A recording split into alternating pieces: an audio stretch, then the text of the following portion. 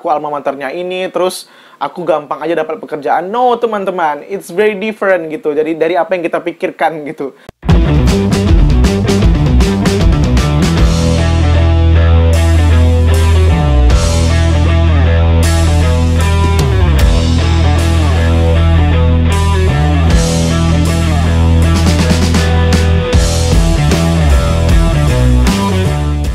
Halo, Assalamualaikum warahmatullahi wabarakatuh teman-teman semua. Apa kabar teman-teman? Mudah-mudahan teman-teman dalam keadaan baik, sehat, dan tidak kurang satu apapun ya. Amin ya rabbal alamin.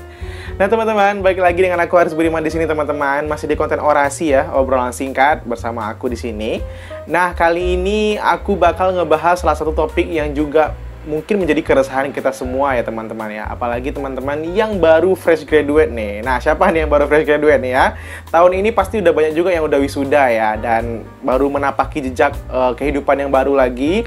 Dan memasuki zona-zona ditanya sama keluarga, udah kerja apa belum, terus kerja di mana ya. Tapi itu biasa teman-teman. Nah kali ini kita bakal ngebahas masalah itu teman-teman. Tentang masa-masa setelah fresh graduate nih, terutama di jurusan arsitektur. Kira-kira kita bisa ngapain aja sih teman-teman? Nah, sebelum aku masuk ke pembahasan kita, teman-teman bantu aku dulu untuk bisa membangun channel ini menjadi lebih baik lagi ke depannya dengan cara klik like, comment, dan subscribe teman-teman. Lalu di-share video ini ke semua media sosial teman-teman semuanya. Nah, mudah-mudahan video ini bisa membantu teman-teman yang lainnya ya. Amin ya rabbal alamin. Oke teman-teman, kita langsung aja masuk ke pembahasan kita. Seperti yang aku katakan di bridging aku tadi ya, tentang masa-masa fresh graduate. Nah, otomatis ini merupakan masa-masa kegalauan ya bagi sebagian orang ya. Nah, terutama juga bagi teman-teman kita yang baru tamat nih tahun ini ya, yang di masa COVID-19 ini ya, yang wisudanya online dan seterusnya. Nah, sebenarnya video ini tuh aku pengen mengacu ke diri aku juga teman-teman, mengacu kepada pengalaman yang pernah aku alamin juga selama masa-masa setelah fresh graduate gitu, setelah wisuda lah gitu ya. Nah, aku itu wisuda tanggal 13 Oktober 2018. Nah, itu mungkin sekitar ya 9-10 3 tahun lalu lah ya, 3 tahun yang lalu. Dan sekarang aku udah bekerja di salah satu perusahaan yang bergerak di bidang konstruksi juga. Dan juga dulu sempat pernah bekerja di salah satu konsultan arsitektur juga yang ada di Pekanbaru, teman-teman. Nah, justru teman-teman, mimpi awal aku dulu ketika fresh graduate itu adalah langsung melanjutkan studi program S2 aku ya, magister aku ketika itu. Dan terus meningkatkan dan mengimprove diri aku di bidang akademik ya, terutama di arsitektur. Kemudian menjadi dosen nantinya ujung-ujungnya gitu.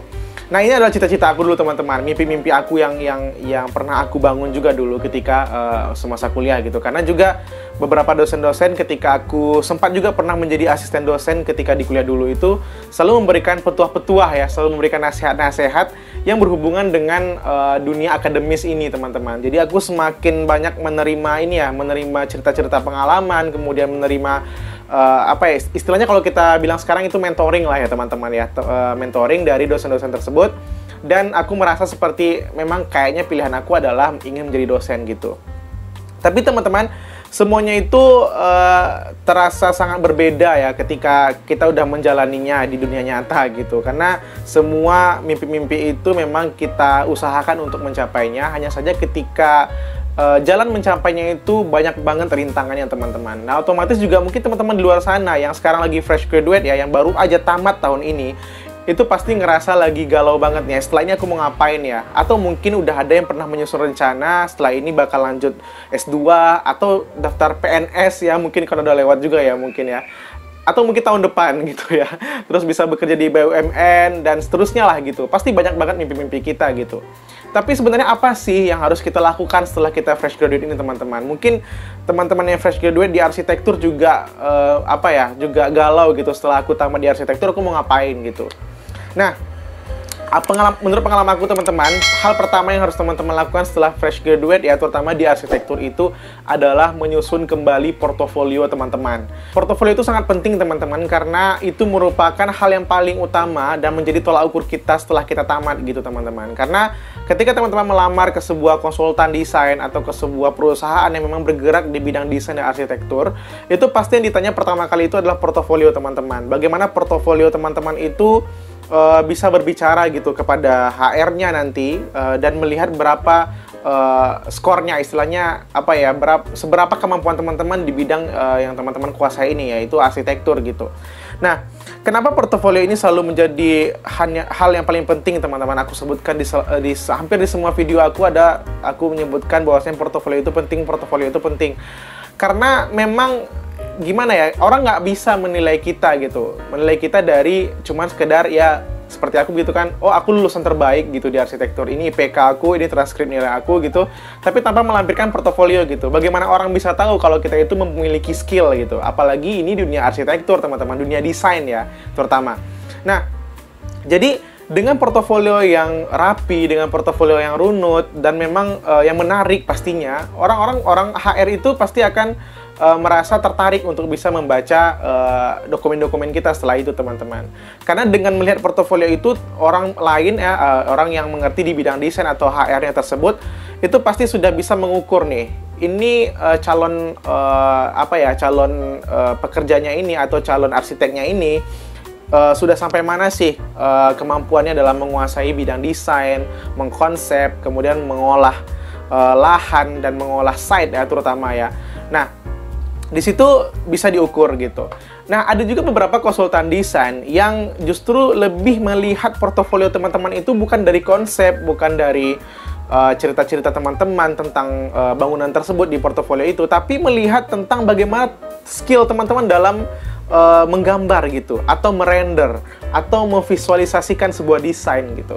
Nah, ini banyak banget teman-teman konsep-konsep seperti ini ya, konsep-konsep portofolio seperti ini. Jadi di portofolio itu tidak perlu banyak tulisan ya, hanya gambar saja yang berbicara gitu. Nah, aku sendiri pengalamannya ketika itu seperti itu, teman-teman. Ketika aku ingin memutuskan pertama kali untuk bisa keluar dari zona nyaman aku, yaitu di dunia kampus ya, sebagai asisten dosen. Waktu itu aku tamat langsung jadi asisten dosen, teman-teman. Karena waktu sebelum aku wisuda, itu aku juga udah menjadi asisten dosen ya di beberapa mata kuliah ya waktu itu gitu. Jadi waktu aku setelah tamat itu, aku menjadi asisten dosen beberapa lama. Mungkin teman-teman juga nonton videonya ya, video lama-lama aku ya, itu ketika aku menjadi asisten dosen.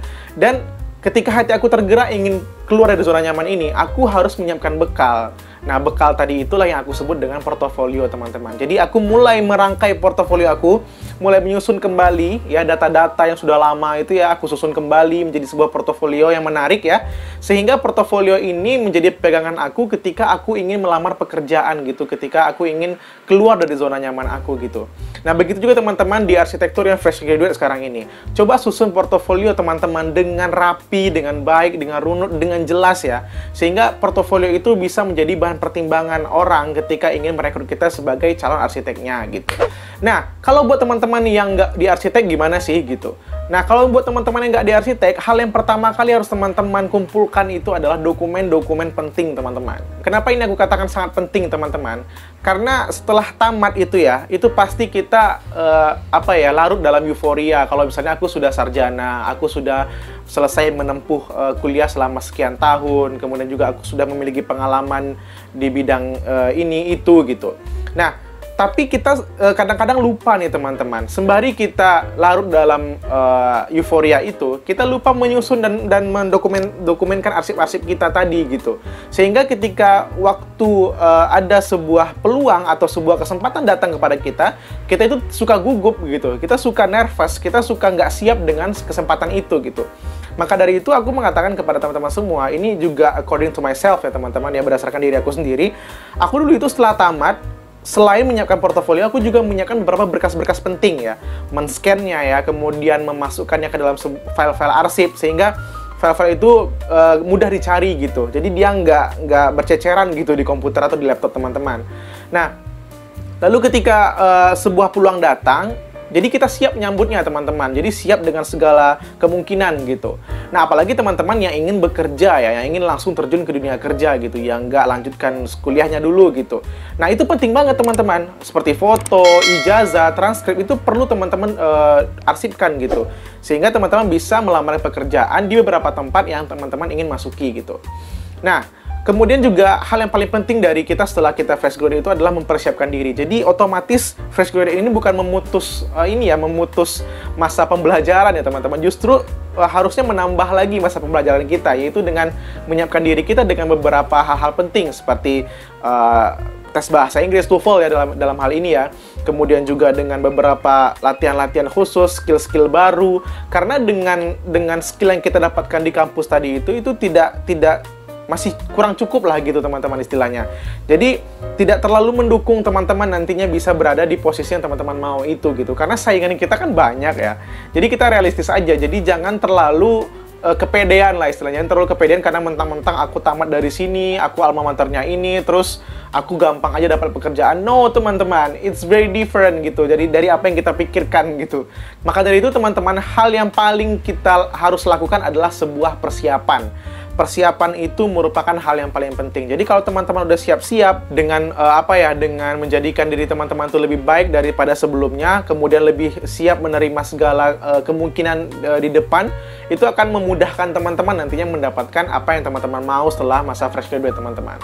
Oke teman-teman, jadi intinya adalah teman-teman yang fresh graduate sekarang ini, aku ucapkan selamat ya, sudah bergelar sarjana, sudah menjadi pribadi yang baru, sudah mendapatkan hal yang dicita-citakan dari dulu ya, sudah menjadi sarjana sekarang, dan sudah pastinya memiliki pola pikir yang berbeda ya dari masa-masa kuliah dulu pastinya ya teman-teman. Jadi setelah kita melaksanakan euforia ini, teman-teman harus siap-siap untuk bisa menyambut apapun kemungkinan yang ada di depan atau kemungkinan-kemungkinan yang ada di mimpi-mimpi teman-teman.